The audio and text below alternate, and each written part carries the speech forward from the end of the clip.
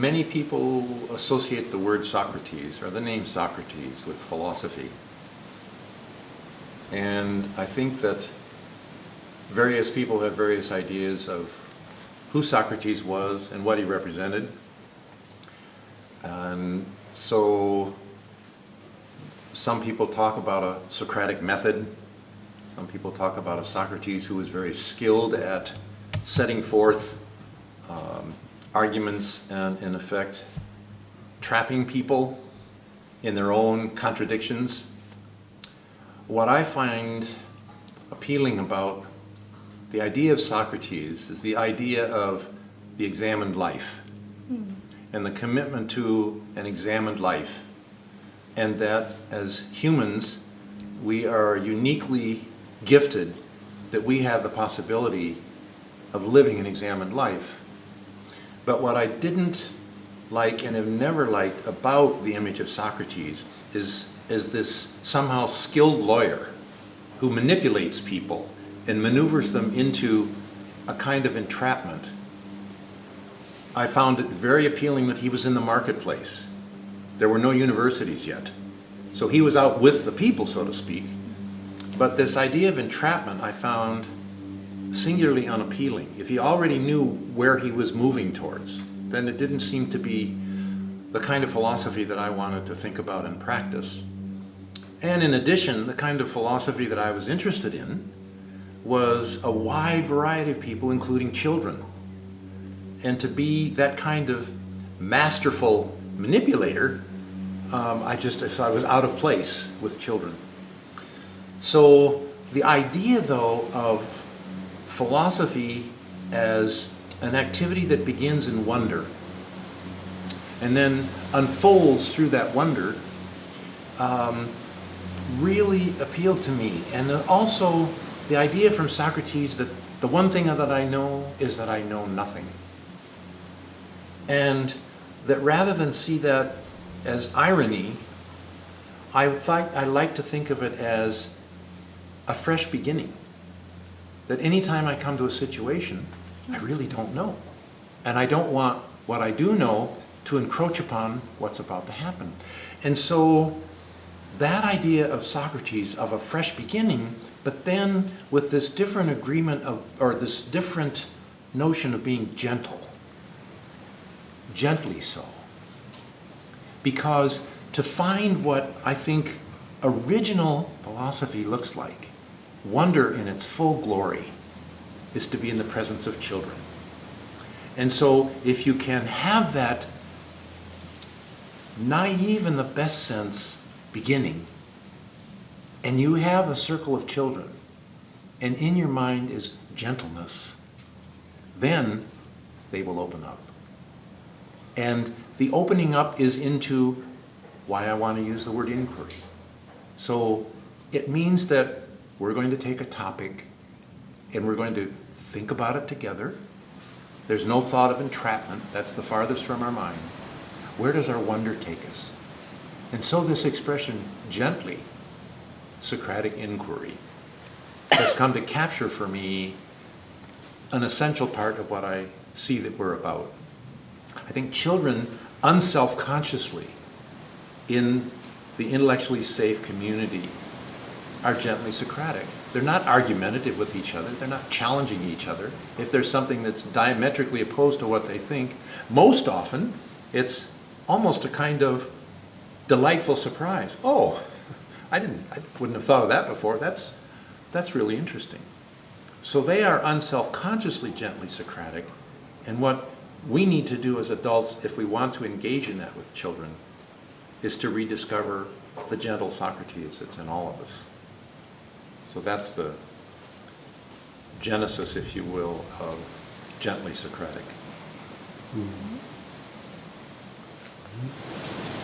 And I want to know, what do you mean by Socratic?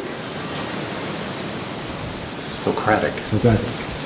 Socratic. I think of Socratic as perhaps it's again, a stance towards life. that's present potentially in each one of us. Perhaps it's similar to the way I think of Buddha nature, where Buddha nature is also something that is nascent in each one of us. I love the idea that Buddha comes from Bud, which means to awaken. Mm-hmm. And so the Socratic capacity is in each one of us, mm-hmm. just as Buddha nature is nascent in each one of us. Mm-hmm. And so what's exciting about that is that it means that something like what's called education takes on an enormous significance. And that the idea of an institution called school as an essential part of somehow trying to create conditions for real education is essential. But the idea then of Socratic gives, for me, a focus of what's the point of schooling? Yes, we want to learn skills and crafts and such things, but we also want to be mindful of the larger questions and the larger capacities that are nascent in all of us, and seeing to it that those also develop. So my Socratic capacity for an examined life, that I am uniquely positioned to decide, precisely because I am unique in a world that gives me clues about who I might become. So Socratic as an inherent potential in all of us, I think, is why that appeals to me. I would want to say about dialogue, but I think that word is also problematic. Mm-hmm. And I know I myself have puzzled about it. And when I think of dialogue, and then I think about what are words in English that capture various ways of being together and encountering. And I like to think of dialogue then as something of a continuum that starts with, I would say, colloquially, chit-chat or small talk. And small talk or chit-chat, a next level up from that, in a formal sense, is something like conversation. And conversation, perhaps there are informal rules about conversation, but at least there's a bit more of a structure to it. Maybe it's more sustained or not, and then one could come up with maybe guidelines for what good conversation. And then beyond that, I think, is the idea of dialogue. And dialogue, I now think of as, dialogue refers to who knows how many people, and it's thinking together. Thinking together.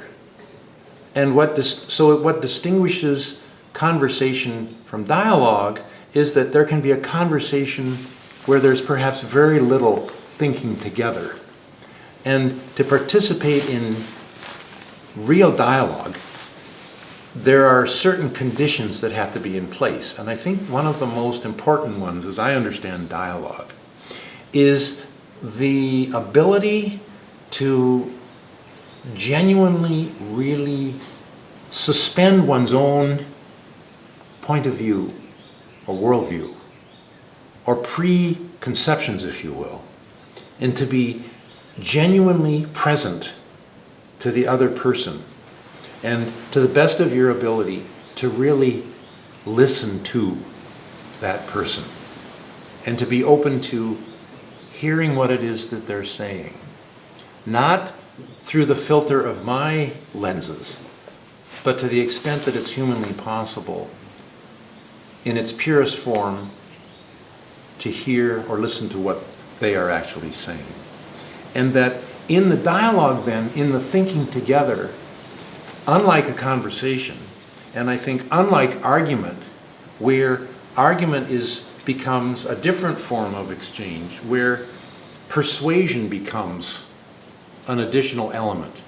And I think in dialogue, as I see it in its purest form, we are open and listening to each other. And there's no prior thought or condition that one or the other of us is trying to persuade each of us to a different position. And I think that an essential part then of the dialogue is an openness, and then we leave it to the integrity of whatever it is that happens between us, whether you or I or both of us leave changed by the exchange. And then beyond dialogue then for me is this idea of inquiry. And I think that essential parts of dialogue are essential parts of inquiry. And that what puts inquiry apart from dialogue is that in an inquiry, the idea of a co-inquiry, sharing with dialogue, that we don't have a prior destination in mind. So I'm not trying to persuade you, we're not presenting arguments to each other, but we do have an intention, and it's overt, I want to say, it's more overt than in dialogue, that each of us is going to leave that encounter with deeper understanding of whatever it was that was part of what was the beginning point of our inquiry. And I think it's important to think, to me, the inquiry, that ending point will be different for each of us. And the ending point for me could well be confusion, but I want to celebrate that. That's a healthy outcome of an inquiry. Or I've made new connections, or I have an answer in mind, or I have a mixture of those. So that continuum from chit-chat to inquiry, and each has its own purposes and intentions.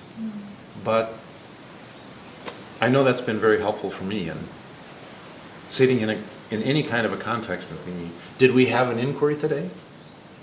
Was there dialogue? Was it conversation? Was it small talk? And each of those has a value in a community of inquiry. Small talk, conversation, moving to dialogue, all those are enormously important in community and strengthening the community. People, students may speak for the very first time in a public arena, and it's just small talk. So small talk does not mean insignificant talk. It can be highly and profoundly significant. So that's what I think about dialogue.